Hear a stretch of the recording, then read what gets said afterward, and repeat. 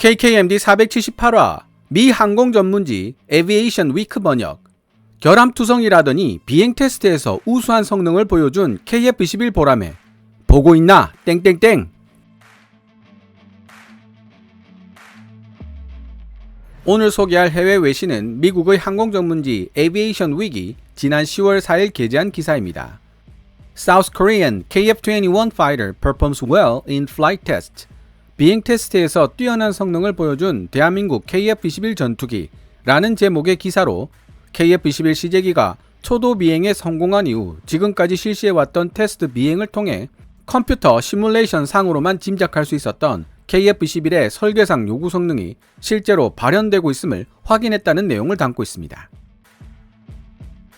얼마 전 모 지상파 방송국의 국방 전문 기자가 보도했던 KF-21 보람에 결함이 넘쳐난다는 내용의 기사와는 전혀 다른 내용을 담고 있습니다. 에비에이션 위크는 얼마 전 개최되었던 국제 테스트 파일럿 협회 심포지엄에서 만난 대한민국 공군 제52 시험평가 전대 소속 KF-21 파일럿들과의 인터뷰에 근거하여 기사를 작성했습니다. 기사를 번역해보니 내용이 상당히 전문적이고 딱딱한 편이라 시청자 여러분들께 쉽게 다가가기 어렵겠다는 걱정도 들었지만 조회수를 포기하는 한이 있더라도 KF-21 개발 상황에 관심을 가지고 계신 분들에게는 좋은 소식이 될 것이라는 생각에 번역하기로 마음을 먹었습니다. 시청자 여러분들께서 직접 에비에이션 위크의 기사 내용을 살펴보시고 모 지상파 국방 전문 기자가 보도했던 내용 중 어느 쪽이 더 팩트에 가까운 이야기일지 판단해 보시기 바랍니다. 먼저 에비에이션 위크 기사를 번역해보고 제 생각을 말씀드리도록 하겠습니다. 사견은 되도록 줄이고 기사 번역만 해달라는 요청을 하시는 분들께 드리는 말씀입니다만 기사 원문은 노란색 글자로 별도로 표시하고 있으니 사견이 맞듣지 않는 분들은 노란색 자막 부분만 보시면 되겠습니다. 한국 항공우주산업 카이 KF-21 보람의 다목적 전투기는 초기 비행 테스트에서 우수한 성능을 보여주었으며 모형 시뮬레이션으로 예측한 것과 일치하는 조종성을 보여주었다고 대한민국 공군평가단이 밝혔다. 쌍발 전투기 KF-21 보람에는 7월 19일 대한민국 사천에서 초도 비행을 실시했고 2026년에 최초 공대공 운용 능력 IOC를 갖출 예정이다. 보잉이 제작한 FA-18EF 슈퍼 호넷과 동일한 제너럴 일렉트릭 F414-400 엔진을 사용하면서도 그보다 약간 크기가 작고 중량이 가벼운 KF-21은 덕분에 유로파이터 타이푼에 필적하는 추력대 중량비를 자랑한다. 소리의 속도에 미치지 못하는 아음속과 거의 음속에 가까운 속도인 천음속 범위에서 우수한 기동성을 목표로 하고 있는 KF-21은 록히드 마틴의 F-35와 동등한 추력을 지니고 있지만 ing면 하중 윙 로딩은 오히려 F-35보다 더 낮다.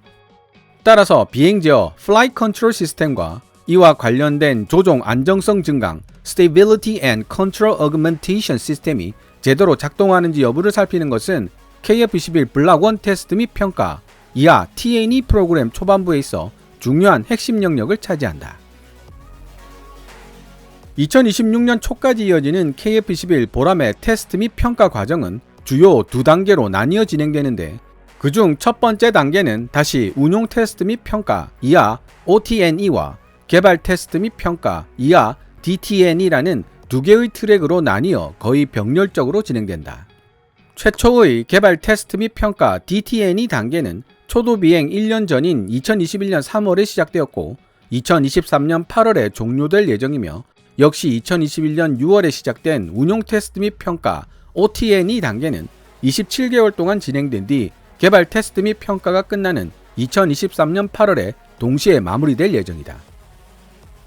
2023년 여름까지 테스트 및 운용 평가를 성공적으로 마친다면 이후 KF-21 프로그램은 대한민국 공군이 소위 풀업 비행 테스트라고 묘사하는 단계로 진입하게 된다. 2026년 초까지 계속될 이 집중적인 후속 T&E 비행 테스트 활동은 다시 한번 OT&E와 DT&E 과정으로 구성되어 30개월 동안 병행 진행되며 2026년 2월에 풀업 비행 테스트 역시 완료될 예정이다. 국제 테스트 파일럿 협회가 올해 이곳 대한민국에서 개최한 연례 심포지엄에 참석한 대한민국 공군 제52 시험평가전대 파일럿들은 KF-21 테스트 프로그램이 조기에 성공할 가능성에 대해 언급하면서 블록 1 프로그램 전체를 통해 2000회 이상의 테스트 비행이 수반될 것이며 이들 중 85%를 차지하는 대략 1700회의 테스트 비행이 후속 T&E 단계에서 발생할 것으로 추산하고 있다. 테스트 비행은 2026년 초 2차 운용평가와 함께 마무리될 예정이다. KF-21의 3중 디지털 비행 제어 시스템은 비선형 다이나믹 인버전 NDI 제어 법칙 구조를 중심으로 설계되었다. F-35용으로 개발된 비행 제어 시스템과 마찬가지로 NDI 제어 결합은 명령된 궤도에 대한 예측 가능한 반응을 제공하도록 설계되었으며 제어 루프는 파일럿이 원하는 반응을 이끌어낸다. 비행 테스트를 앞두고 KF-21 보라매에 탑재된 제어 시스템과 부품들은 아이언버드 지상 테스트 장비 및 기동성 분석 시뮬레이터 HQS의 조합을 사용하여 지속적으로 평가되고 검증되어 왔으며 앞으로도 이러한 평가 및 검증 작업은 계속될 예정이다. 2016년 초부터 하나둘씩 조립되어 온 아이언버드 지상 테스트 장비와 기동성 분석 시뮬레이터 HQS는 초기 비행 시험 결과를 평가할 수 있는 모델을 개발하는데 지대한 공헌을 했다고 제52 시험평가전대 소속 281 비행시험중대 지휘관 박성빈 중령은 말했다. 가장 중요한 포인트는 기동성 분석 시뮬레이터가 초도 비행에 어떻게 반응할 것인지에 있었습니다. 우리의 관심은 온통 HQS에 쏠려 있었죠. KF-21이 이륙에 성공한 이후 보여준 실제 초기 기동 성능은 HQS가 예측했던 내용과 매우 유사한 것으로 밝혀졌다. 우리는 KF-21에 탑승하고 있던 테스트 파일럿과 상의 끝에 미리 계획되어 있던 5000피트 상공에서의 착륙 연습은 취소하기로 결정했습니다. 첫 비행을 성공적으로 마쳤을 때 누구보다도 환호하며 기뻐했던 사람들은 바로 HQS 엔지니어들이었는데 그 이유는 HQS를 통해 예상했던 KF-21의 기동성이 실제 결과와 매우 비슷하게 나타났기 때문이었습니다.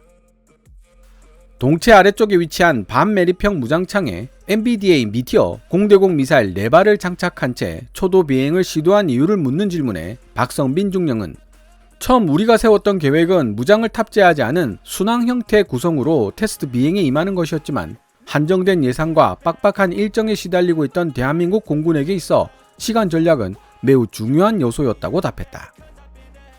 그는 반매립형 무장창에 미사일을 설치한 결과 항력이 거의 발생하지 않아 실질적으로 순항 형태와 다를 바 없었기에 가장 기본적인 방식으로 초도 비행을 하기로 결정했다고 언급했다. 또한 이미 지적한 바와 같이 결과와 일정이 무엇보다 중요했기 때문에 미사일을 장착한 채로 테스트 비행을 하기로 결정했다고 덧붙였다.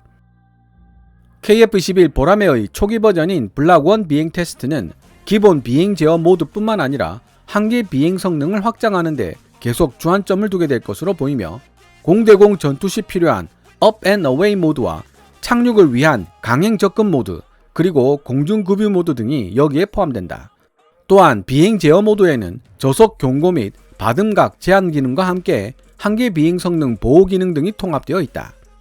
KF-21 비행 제어 시스템은 항공기 운항에 있어 필수 요소인 제어면 액추에이터나 엔진 또는 에어 데이터 센서가 고장을 일으켰을 때에도 안정적이고 지속적인 비행이 가능하도록 재구성이 가능한 제어 기능도 포함하고 있다. 블락1은 또한 블락2에서 등장할 자동 지상 충돌 회피 시스템의 테스트와 개발을 위한 사전 준비 작업으로서 자동 자세 회복 시스템의 테스트도 포함하게 될 것이다. 블락2 단계의 목표는 완전한 공대공 및 공대지 전투 작전 능력을 수행하는 것이라고 281 시험 비행 중대 최윤재 소령은 말했다. 자동 지형 추적 시스템의 테스트도 포함된 블락2 테스트 계획이 이제 완료된 상태라고 그는 덧붙였다. 테스트 과정 전체를 통틀어 지상에서 구조 테스트를 하는 2대의 기체를 포함한 8대의 KF-21 시제기 모두가 활용될 예정인데 비행 시제기 6대 중 4대는 단자형이고 2대는 복자형이다. 여기 더해 카이는 공대공 임무와 제한된 공대지 임무 수행을 목표로 하는 KF-21 보라매 블락1 1차 생산분 40대를 2026년까지 생산할 계획이다. 카이는 공대공 전투 능력뿐만 아니라 공대지, 공대함 공격 능력 또한 완전하게 갖춘 블락2를 2028년부터 80대 생산하여 대한민국 공군에 인도한다는 계획이다. 대한민국 공군은 블락2에 만족하지 않고 5세대 플러스급 능력을 지닌 블락3로의 업그레이드 가능성을 연구하고 있는 중이며, 카이는 최근 국제방산전시회 DX 코리아 2022에서 KF-21을 항모 함재기로 파생시킨 KF-21 네이비 개발 의사를 밝히며 축소 모형을 공개하기도 했다.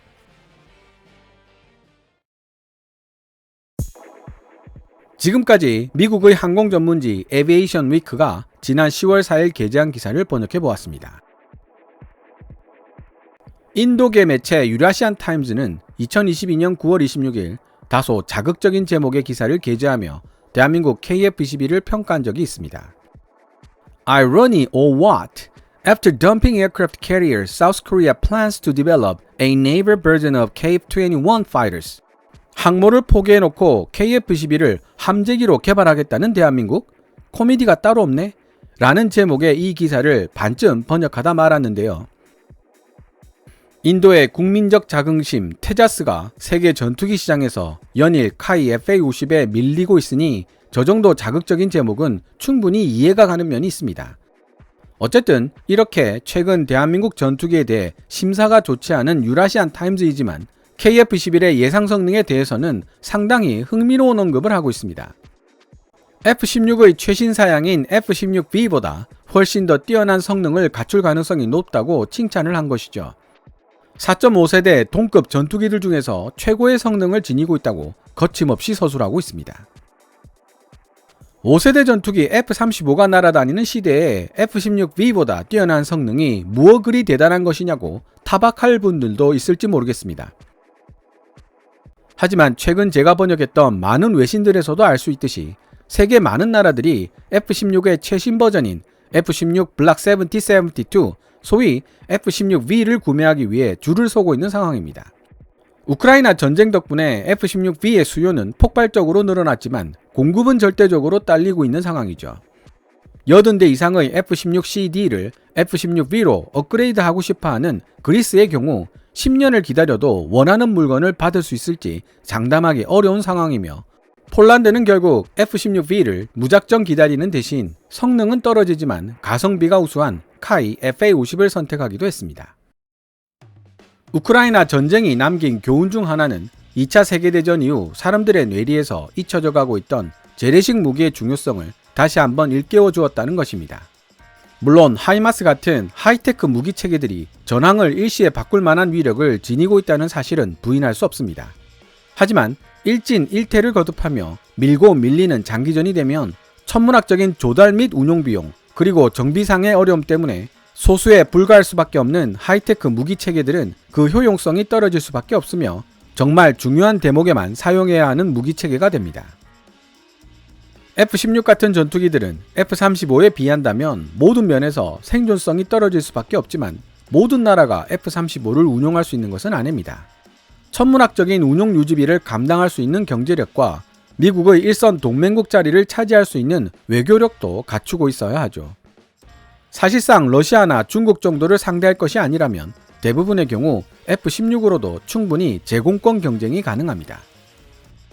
게다가 저렴한 비용의 F-16은 F-35보다 쉽게 수적 우위를 달성할 수 있으며, 유지 보수가 어려운 F-35가 한 번 출격할 수 있을 때 상대적으로 유지 보수가 손쉬운 F-16은 2번, 3번 출격할 수 있으며, 이로 인해 전장에서 F-16의 수적 우위는 더욱더 두드러지게 됩니다. 즉, 더 넓은 지역에서 더 자주 작전 활동을 펼칠 수 있게 된다는 뜻이죠. 또한 아무리 스텔스 전투기라도 일단 공격을 하게 되면 상대방에게 위치가 노출될 수밖에 없다는 문제점 역시 고려해야만 합니다.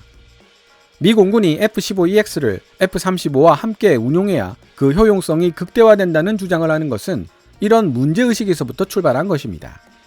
F-35가 은밀하게 침투하여 적의 방공망을 무력화시키거나 선제 공격을 가하면 위치가 노출된 F-35를 향해 적의 제공 전투기들이 몰려오게 될 것입니다. 이때 뒤따라오던 미사일 트럭 F-15EX가 막강한 화력으로 적의 제공 전투기들을 제압하고 그 사이 F-35는 전장을 이탈한다는 전술입니다. 제가 늘 강조해왔지만 마찬가지 논리로 5세대 아니 6세대 전투기들이 등장하더라도 소수가 될 수밖에 없는 이들과 조합을 이루어 굳은 일을 도맡아 해줄 다수의 4.5세대 전투기들의 존재는 필수 불가결입니다. 세계 전투기 시장에서 KF-21 보라매가 노려야 할 포지션이 바로 여기에 있으며 KF-21이 현존하는 4.5세대 전투기들 중 명작으로 손꼽히는 F-16에 그것도 최신 버전인 F-16B와 비교되고 있다는 사실은 당연히 긍정적으로 받아들여야 한다는 생각이 듭니다. 그러나 KF-21 보라매가 걸어가야 할 일정은 아직 많이 남아 있습니다. 출발이 좋다는 사실은 참으로 다행스럽지만 남아있는 기간 동안 어떤 어려운 문제점들과 맞부딪히게 될지 알 수 없습니다. 아니, 반드시 어려운 난관들과 직면하게 될 것이라고 보는 것이 타당하겠죠. 하지만 대한민국은 전투기 자체 개발이라는 지금까지 한 번도 가보지 않았던 길을 걸어가고 있다는 사실을 잊지 말아야 할 것입니다. 마치 처음으로 자기 힘으로 일어서 걷는 어린아이처럼 비틀거리고 넘어지기도 할 것이며 무릎이 깨져 피가 날지도 모릅니다.